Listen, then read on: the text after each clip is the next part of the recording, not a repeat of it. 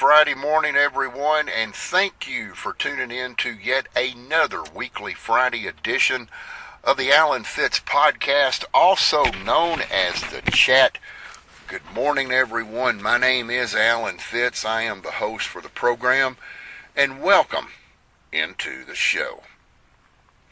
And as always, we want to bring out our three main listening audiences as we begin the chat this morning. Those that do agree with what we talk about, they do leave positive remarks out there with family, friends, and on social media land.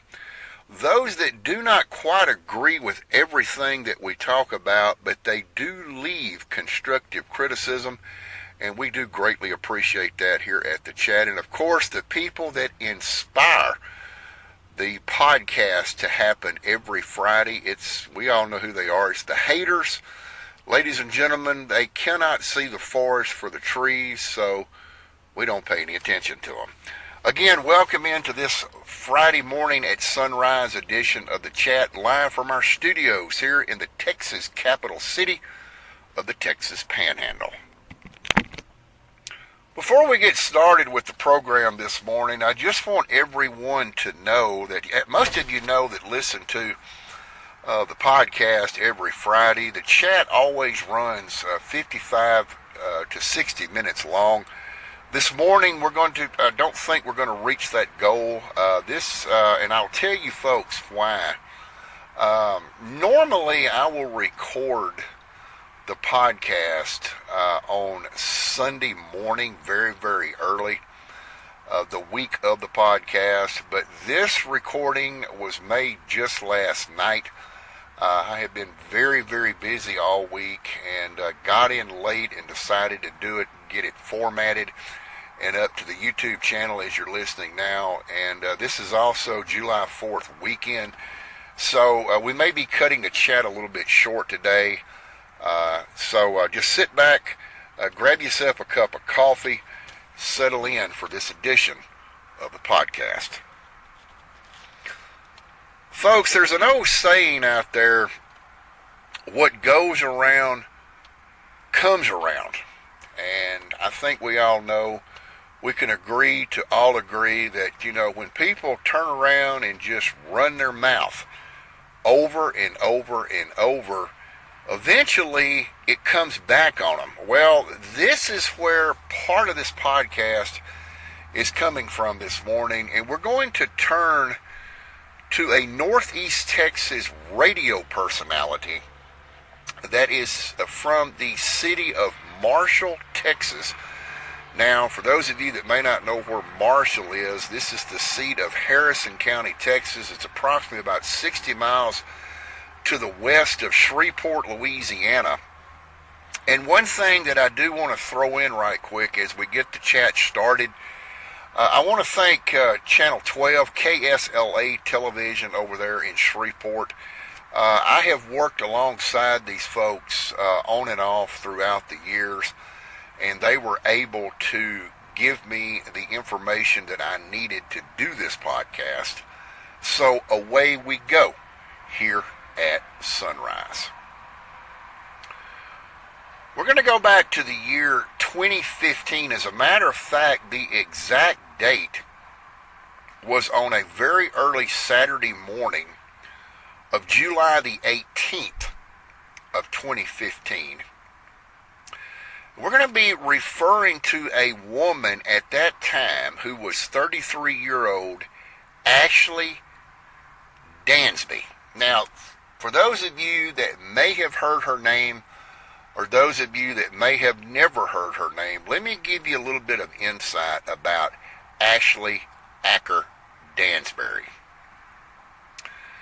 She is, you can go look at her Facebook page. Of course, we always do that as, we undergo any type of investigation before we do the chat. But I want everybody to know about Ashli Dansby right off the bat. This information, minority owner and general manager of KMHT Radio in Marshall, Texas. Unfortunately, we reached out. We had to go through the FCC database to find out who the current owner is of KMHT Radio, and I'm going to get in a little bit about their call sign as we go on into the chat. But according to the recent FCC query that we pulled, a man by the name of Jerry Hansen and his wife Wanda actually own this radio station, along with a radio station in Carthage, Texas, and another radio station in nearby Henderson, Texas. Carthage, KGAS, Henderson, KPXI. And we reached out to Mr. Hansen for comment, although we have never received comment back from Mr. Jerry Hansen, if he wanted to make some kind of statement on this, because, after all, it is his radio station call letters that we are referring to. And before we get into depth with Ashli Dansby, KMHT actually is the acronym for K Marshall, Harrison, Texas. That's where KMHT comes from. So after reaching out to KSLA TV 12 in Shreveport, Louisiana, and also we reached out to the Marshall Police Department there in Marshall, Texas, and the individual that we reached out to no longer is a police officer with Marshall. I believe he retired, but he was not directly involved in this situation, although he had vast knowledge of Ashli Dansby and exactly what she here, we're going to talk about that she did. And we were able to make contact with that individual, and we'll get into a little bit about what he had to say later on in the podcast. But let's get back to then 33-year-old Ashli Dansby. Now, basically what happened, folks, is at 1 o'clock on Saturday morning, July the 18th, and you have to remember we're going back to the year 2015. Dansby was in a Toyota vehicle. Okay, she was in the vicinity of Caddo Street and Victory Drive there in Marshall. She struck 49-year-old Evelyn Mallard with her vehicle. Now, we do not know if Evelyn Mallard still lives in Marshall. We don't even know if Evelyn Mallard is even still alive. We were not able to make any type of contact with her, could not locate any information on her.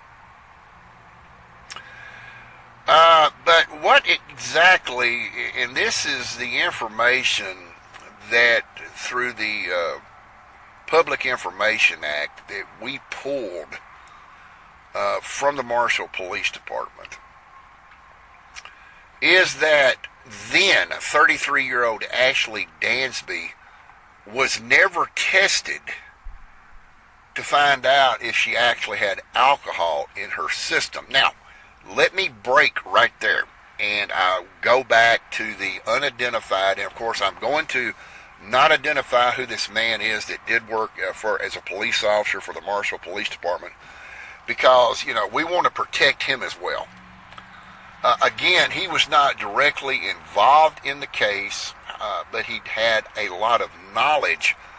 And of course, that would make sense because, the police officers there that night all know what's going on when they bring somebody in. They're all briefed on what's going on, especially if that person has violent tendencies, wherever the case may be.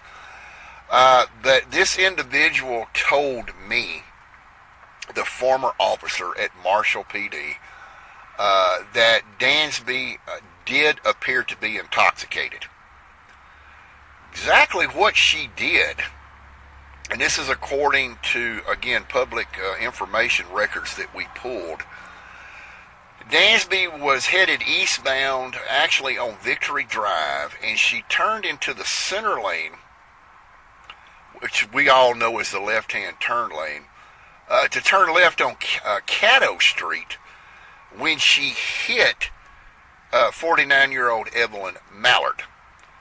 Now, police did indicate there were no sidewalks in this area, and the officer on scene that worked this accident noted that Miss Mallard was not walking on the left side of the highway as she should have been. Now, Miss Mallard, according to the Marshall Police report, was not alone. Mallard's boyfriend was also present when this accident took place. He, according to Marshall Police records, he was walking ahead of her.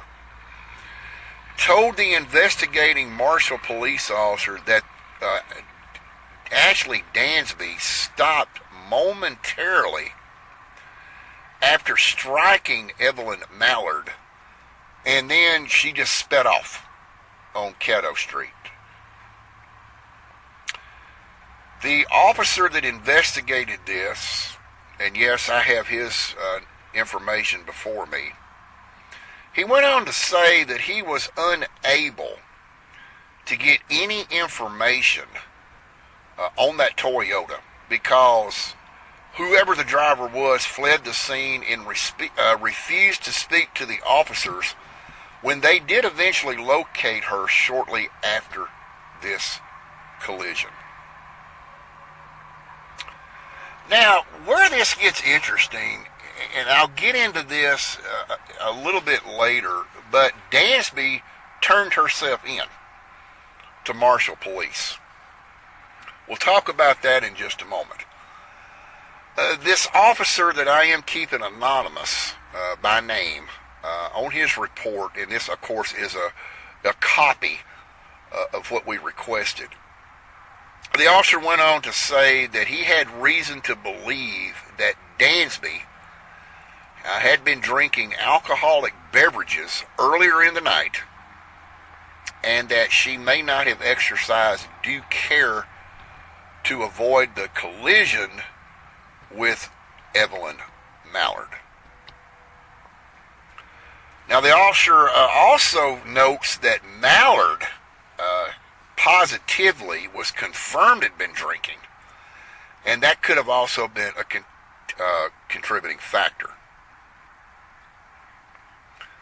Now, Marshall Police, and according to additional information that we requested through the Public Information Act, Marshall Police said that they were called to her home shortly after it happened, but they did not issue a warrant for Ashli Dansby until 3 days later. Now, again, Ashli Dansby at KMHT Radio then was the news director of KMHT. She turned herself in the following day, and she was charged with failure to stop and render aid, which is a third-degree felony charge according to the Texas Penal Code back in 2015.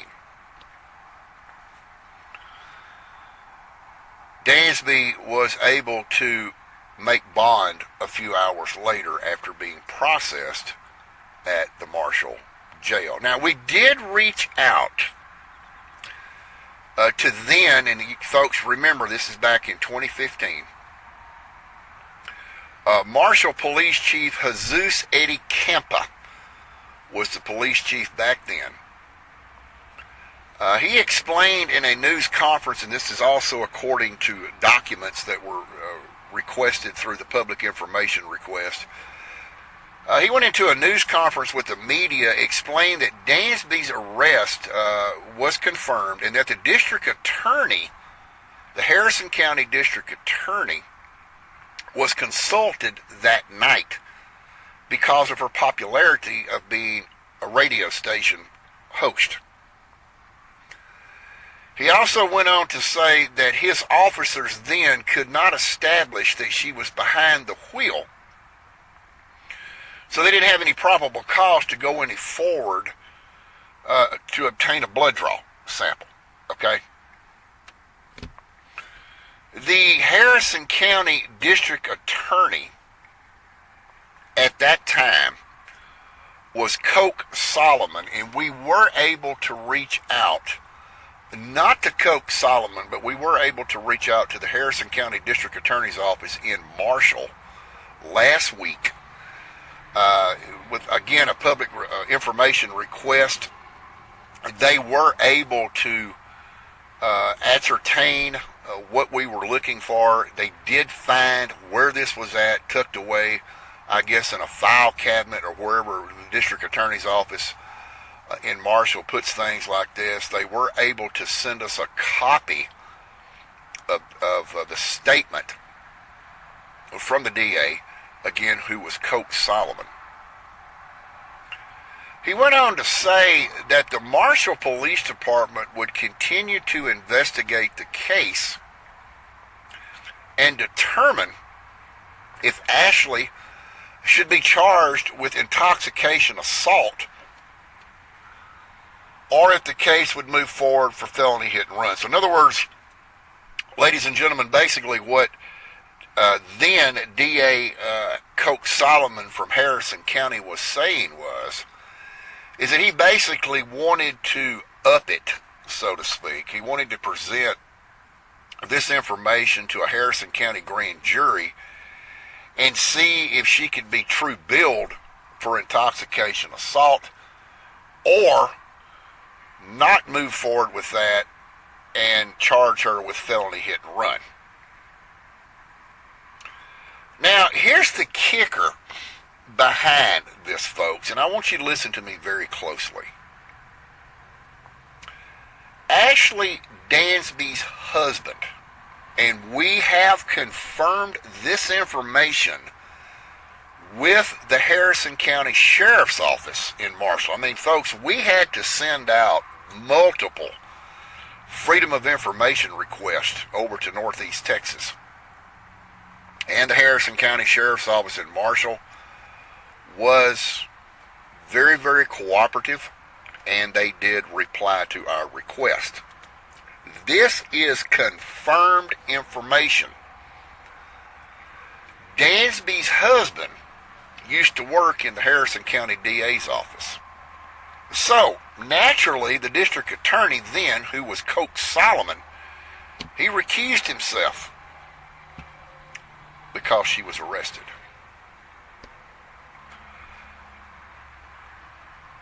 Chain of events occurred.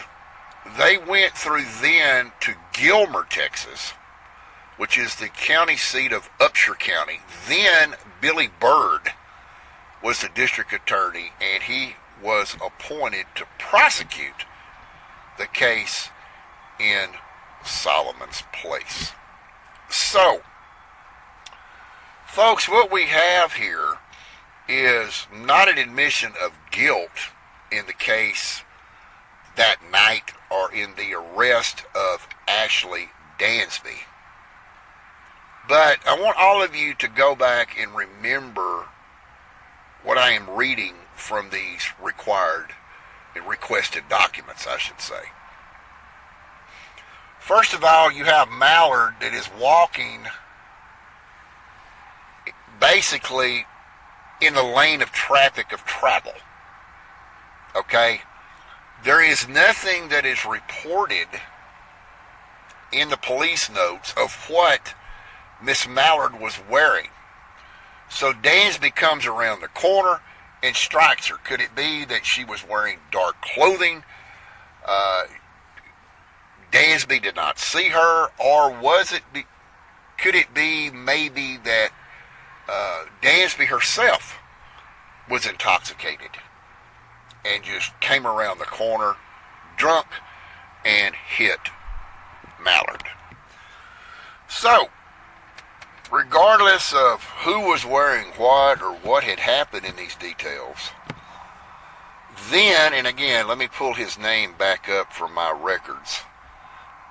Upshur County District Attorney Billy Byrd was appointed by a judge to prosecute the Ashli Dansby case. We also sent a Freedom of Information Act to the Upshur County District Attorney's Office in Gilmer, Texas. And what we learned, and this is official documentation, that Dansby was tried, and she did receive 3 years deferred probation for the third-degree felony charge of failure to stop and render aid. Now, folks, something is wrong with this story.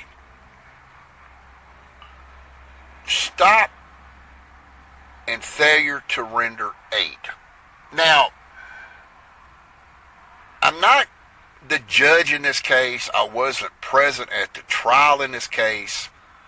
So I can only assume what is going on with this case.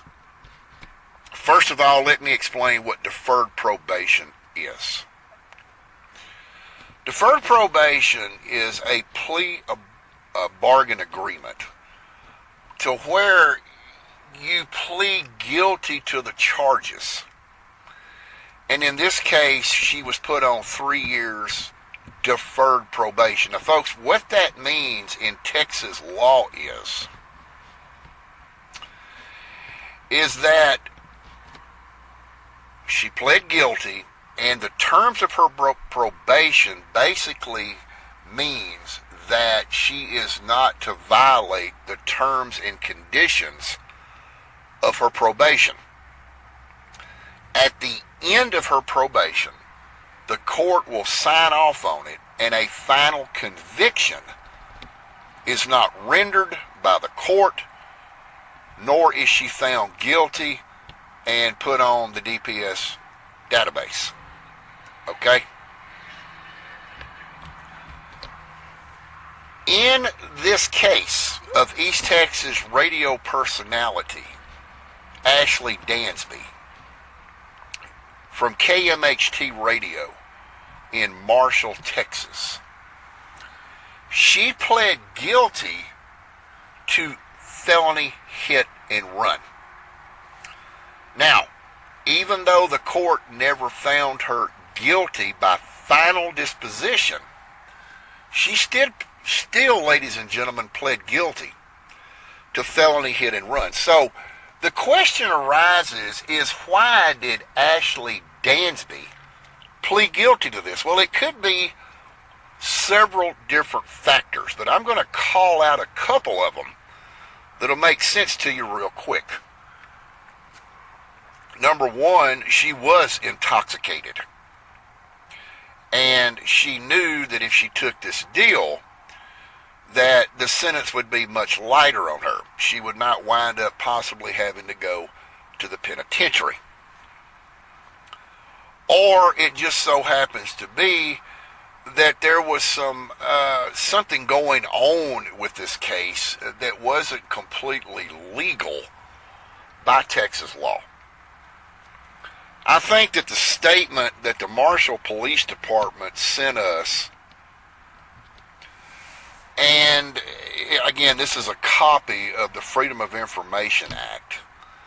I don't think the Marshall Police Department, especially then Chief Jesus Eddie Campa, agreed with Harrison County District Attorney Coke Solomon.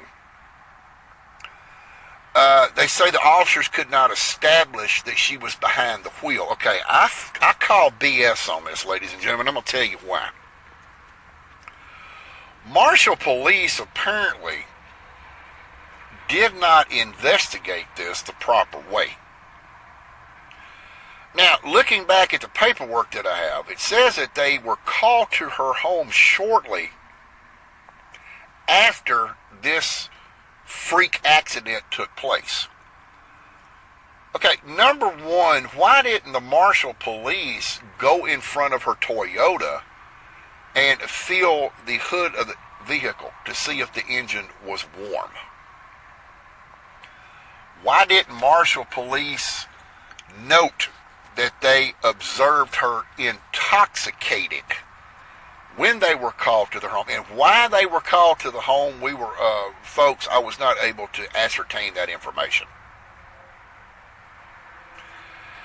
Then her husband used to work for the Harrison County District Attorney's Office. So basically, what I think we have here an injustice to not only the citizens of Marshall, Texas, but I think we have an injustice to then 49-year-old Evelyn Mallard. Now, apparently, from the information that I'm reading on all of these notes, is that Mallard was not able to identify her either.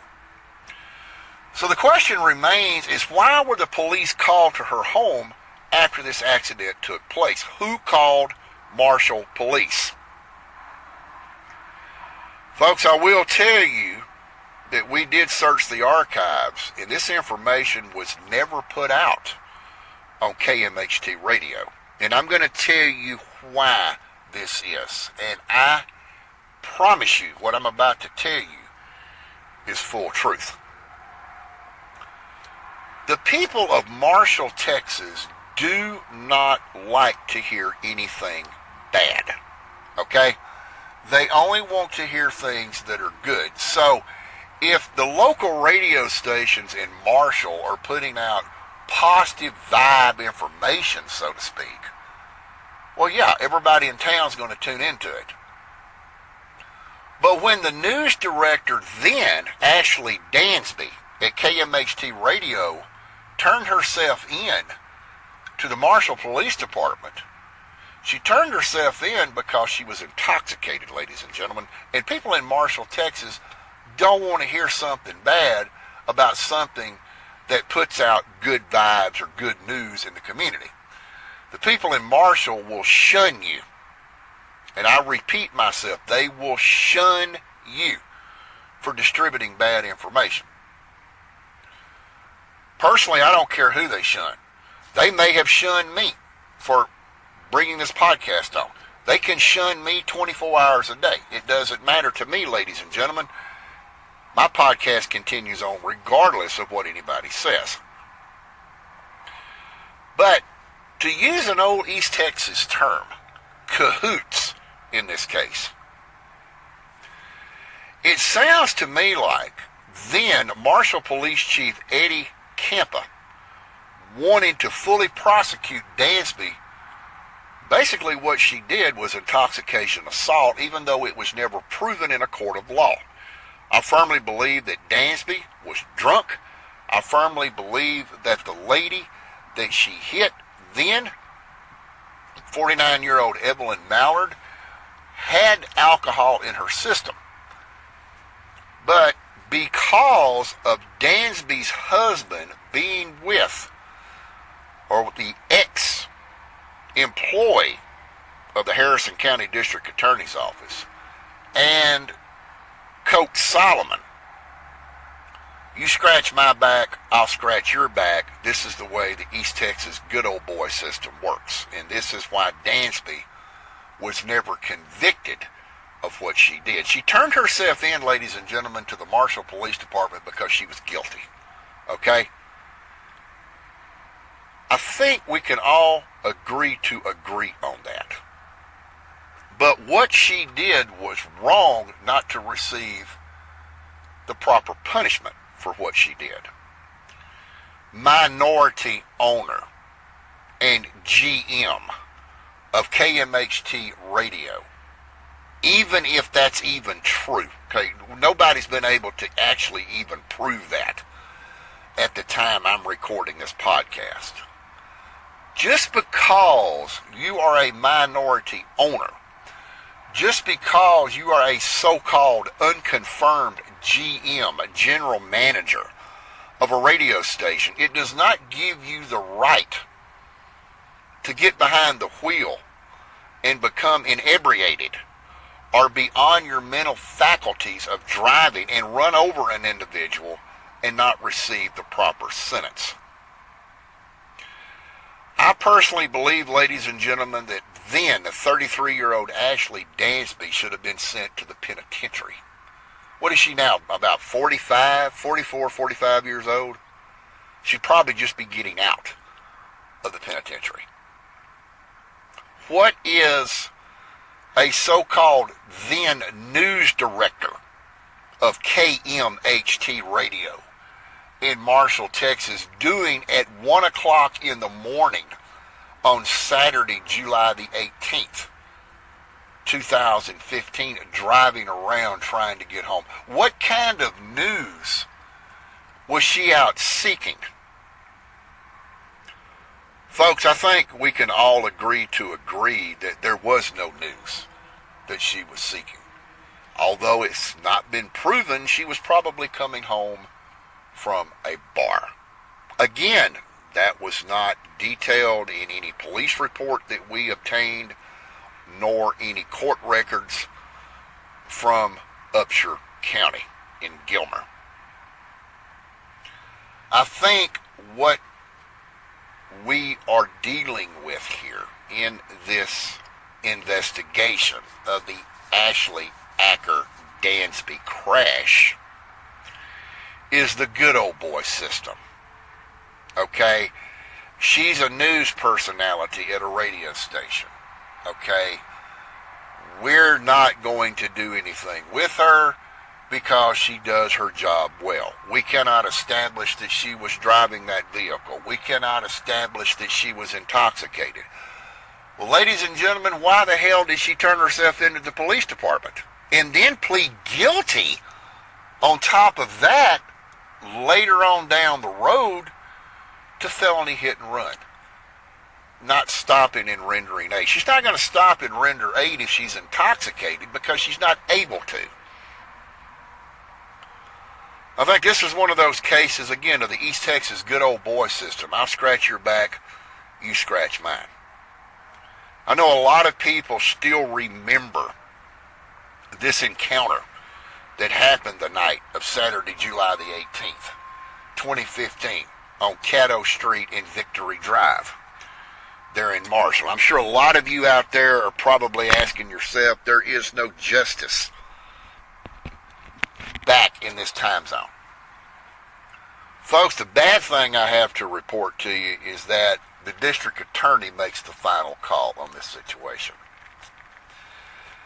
And personally, from my standpoint, she was never charged because of the East Texas good old boy system. Somebody scratched somebody else's back and it faded away.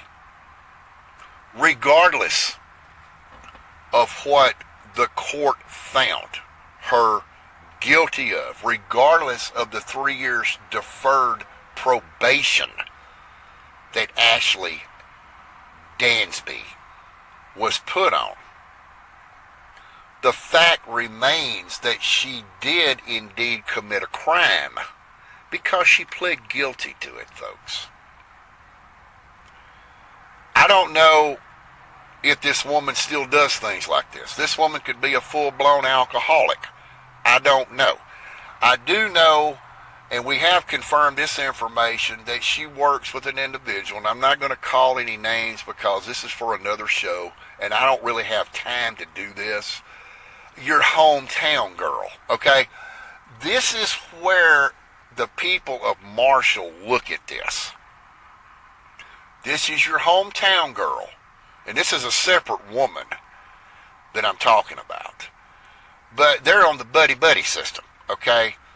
And currently today, and I have confirmed this information, that they do work together at KMHT Radio. And that Ashli Dansby does have the grandiosity attitude that she got away with intoxication assault.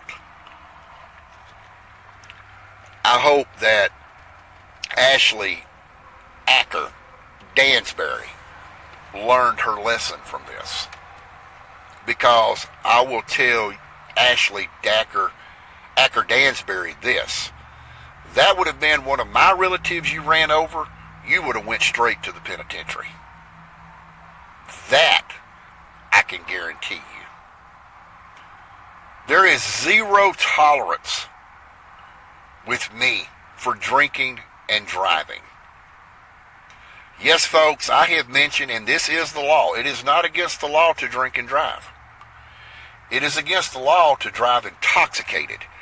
Call any law enforcement officer in Texas. Call your local sheriff. They will tell you Alan Fitz is right when he says that. It's not against the law to drink and drive. There is nothing on the books in Texas law at the state capitol in Austin presently today that says it's illegal to drink and drive. What the law does say is that it is illegal to drive intoxicated. And in this case, .08 is the legal limit. Of course, that is an exception for CDL holders. That's .04. Regardless of what you're driving, CDL, a CMV or non-CMV, it's still .04. You actually can also in Texas be charged with a DWI as low as .01 if you're not displaying the right mental faculties. In other words, what I mean by that, ladies and gentlemen, you could be pulled over on the side of the road, you've had a couple of beers, you blow in an intoxilizer machine, .03, but you're staggering, you can't hold yourself up, your mental faculties are not intact, you can still be charged with DWI. No, I do not believe that Ashli Acker, I keep saying Dacker, I apologize for that. Ashli Dansby should have been charged. I do not believe she should have been charged with driving while intoxicated. I believe she should have been charged with intoxication assault. Okay? And she better thank her lucky stars that when she hit then 49-year-old Evelyn Mallard, she didn't kill her, because she would have went to the penitentiary, and Marshall would have been dealt some bad news. Okay, I want to move on to the second topic of the chat this morning. And like I say, we're going to be cutting the chat a little bit short. This is the July 4th weekend, and I'm sure a lot of people are gearing up for the big holiday weekend. The banks, and let me go ahead and throw this up for you folks that may not know this. When a federal holiday falls on a Saturday, it is generally observed on the day before, which would be today, Friday. If a federal holiday falls on a Sunday, it is generally observed the day after on Monday. So with today being July the 3rd in itself, the federal holiday is being observed. Most if not all of your banks, credit unions, and all of that are closed today. There is no mail delivery service today, and a lot of your local city and state, along with government offices, are closed today. Okay, so I wanted to bring that up before I get into the second topic of the podcast this morning. I want to talk about the Texas Department of Transportation actually is closed today, and that's where I'm going with this on the second topic, folks. And I'm only talking about Amarillo proper here. I'm talking about it within the city limits of Amarillo. There is a lot of road construction going on right now. I mean, it is. I've been here about 3.5 years, and I've never seen so much road construction in one city in all my life. It just seems like they finish one project, they start another project. It just seems like the Texas Department of Transportation cannot stop working on the roads. A lot of that has to do with federal grant money. If they don't use it up, they lose it. We can all agree on that. But I want to say something to the listeners out there on the podcast this morning about the road construction. Again, this is the long Independence Day 250th anniversary, birthday, if you will, of America. A lot of people travel on July the 4th. Of course, it is traditional to light up the outdoor gas and charcoal grills and have a beer and sit around with family and friends in good times, if you will. Folks, again, the construction here in Amarillo is horrendous right now. It seems like every time you look up, there's road work ahead, speed limit doubles when workers are present in work zones, things of that nature. Even on some of the city streets, here in Amarillo that are maintained by the Texas Department of Transportation because they are either a loop, a spur, or whatever their classification is. Folks, slow down, okay? Unless it's some type of an emergency for today, you won't see any road workers out unless it's in their contract that they have to keep working through upon completion. But I want to mention something to everyone right now, that when you, especially on the east side of Amarillo, and if you watch my news ticker each morning, this is something that is heavily publicized.